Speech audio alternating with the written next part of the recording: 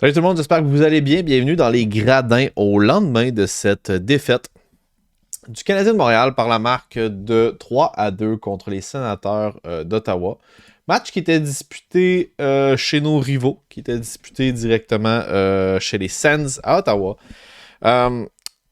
C'était un match de 4 points dans la division qu'on a perdu à la régulière. Match dans son ensemble qui était agréable à regarder. Je pense que c'était vraiment le fun. On a eu une première période un petit peu terne, je dirais, comme correct. La deuxième période, ça a été l'effondrement total pour le Canadien de Montréal. On a probablement joué l'une de nos pires deuxièmes périodes ever. Ça a été difficile. Et on est revenu en troisième, mais malheureusement, trop peu trop tard. On n'a pas été capable de combler l'écart de 3-0 qui avait été fait en deuxième période. On a failli remonter la pente. Si ce n'aurait pas été de autant de pénalités qu'on a pognées durant la rencontre, on aurait pu se permettre de rêver. Canadiens qui ont du caractère, Canadiens qui reviennent souvent de des déficits assez importants. Je pense entre autres à celui-là là, de 3-0 là, à partir de la deuxième période.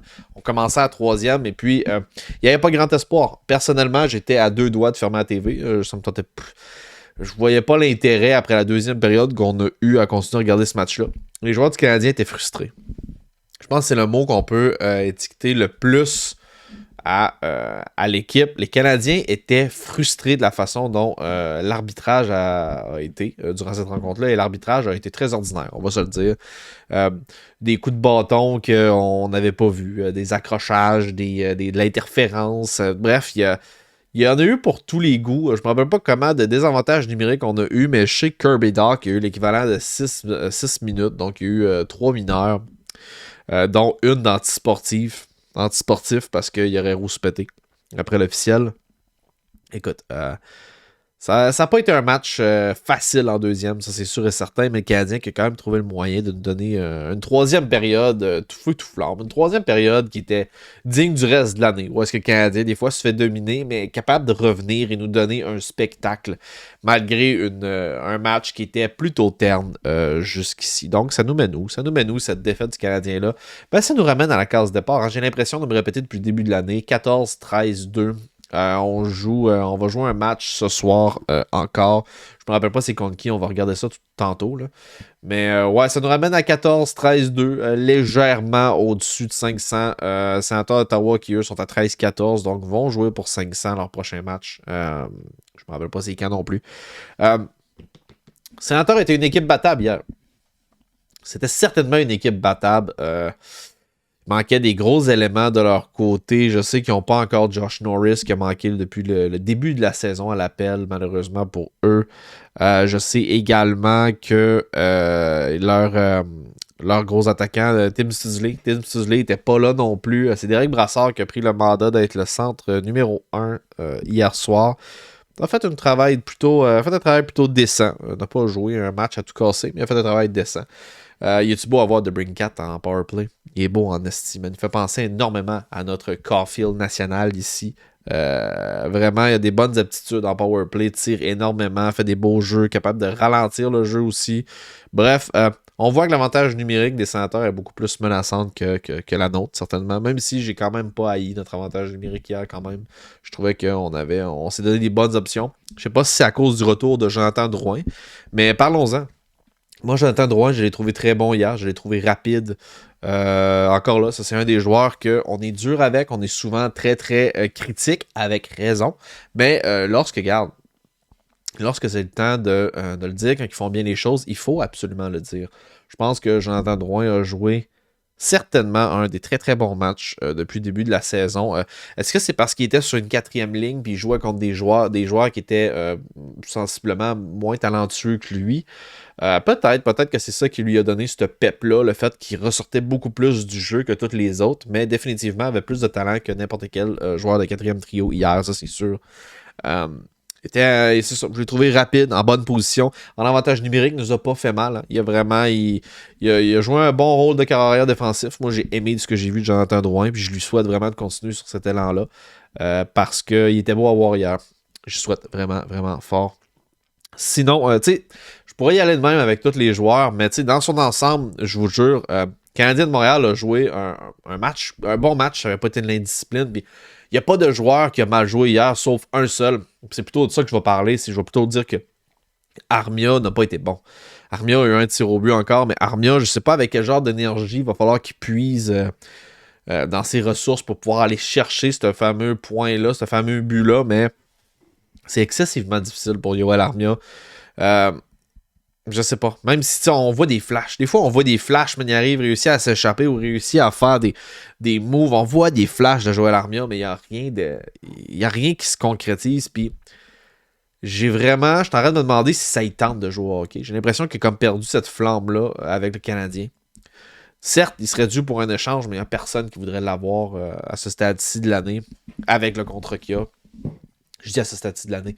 Je pense qu'il n'y a aucune équipe qui serait prête à le prendre avec le contrat qu'il y a présentement. Fait que ça servira à rien. J'ai l'impression que ça, il a pas le goût. Il a pas envie de jouer. Il est un peu perdu. Je sais pas. C'est le seul joueur que je pourrais critiquer hier. Vraiment. Même Chris Weidman avait de l'énergie hier. Puis regarde, je suis souvent en train de se taper dessus. Devorak n'a pas joué un mauvais match. Pas Devorak, excuse. Pas Devorak, excuse, Dadonov. Devorak a joué tout un match hier. Dadonov n'a pas été mauvais. Dadonov hier, sauf qu'il faisait des ronds, faisait des tours, il allait sur zone offensive, zone défensive. Il nous a montré des bons flashs quand même. Dadonov, il y avait de l'énergie hier. Puis c'est un joueur qui patine. Moi, je trouve qu'il patine vite. Il y a une bonne énergie. Pas joué un mauvais match, Dadonov, tant que ça hier non plus. Tous les joueurs ont joué un bon match. À l'exception de Yoel Armia, je le répète. Sinon, on va regarder un petit peu plus en détail. Kirby Dach qui marque un but sur deux tirs qu'il a fait. Marque un beau but d'une superbe passe, d'un superbe jeu de Jake Evans qui est allé dans le coin de la patinoire, patient, était tout seul, attendait qu'il y a du monde qui arrive, réussit à trouver Kirby Dach, crisse ça direct sa palette. Kirby Dach va juste rediriger. C'était facile. Gros jeu de Jake Evans là-dessus. Sur une déviation en zone neutre de Juraj Slafkovský qui dévie la rondelle pour être sûr et certain qu'on n'ait pas de icing. Donc, Slafkovský qui ramasse une passe là-dessus aussi. Devorak qui se prend pour un sniper en fin de deuxième période, à peu près à 6 minutes. Marque un gros but qui nous a permis de rêver rendu à ce moment-là. C'est ça, gros but de Devorak sur une superbe passe du revers lobé de Nick Suzuki, encore une fois, juste incroyable. Nick Suzuki. Il y a aussi Dadonov qui s'est gratté une passe, je pense que ça a été sur le play à Suzuki. Bon.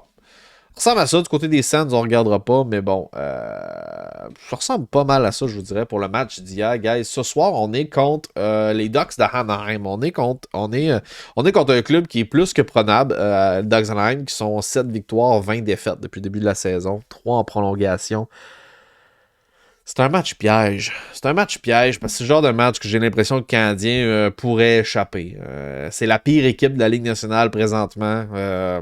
Ils n'ont quand même pas une mauvaise offensive, les Ducks d'Anaheim, mais genre pas une très bonne défensive. Gardien de but, très ordinaire aussi. Bref, quand même hâte de voir le duel Zegras-Caulfield. Ouais, qu'est-ce qu'il y aurait d'autre à dire? Je pense que l'indiscipline nous a coûté le match, malheureusement. Kirby Dach est jeune, hein, faire ce genre de truc-là. Il est encore jeune, il va apprendre. Je pense qu'il n'y a pas encore l'immunité que les vétérans ont de se faire à la gueule puis d'insulter les arbitres. C'est ça qui a fait la différence dans le match d'hier, parce que je pense qu'on aurait mérité un meilleur sort, guys, pour vrai. So, je vous souhaite un excellent match de hockey contre les Ducks d'Anaheim ce soir. On va se souhaiter une grosse victoire du Canadien de Montréal. Cole Caulfield, je suis content également. Il est revenu dans l'alignement, a fait des bonnes choses, a pris des bons tirs. Vraiment, j'ai aimé le match de Cole Caulfield. J'avais peur qu'il soit un petit peu plus craintif. Ça n'a pas été le cas. Fait que c'est ça. Si vous êtes nouveau, je vous invite à vous abonner. C'est le bouton rouge en bas de l'écran. C'est gratuit, ça fait plaisir. On est plus de 450 sur la chaîne présentement. C'est vraiment, vraiment cool. C'est un truc de malade. Fait que c'est ça. Bouton rouge en bas de l'écran, si ça fait plaisir. Laisse-moi un like également. Ça m'aide à me garder motivé. Sur ce, peace out, guys.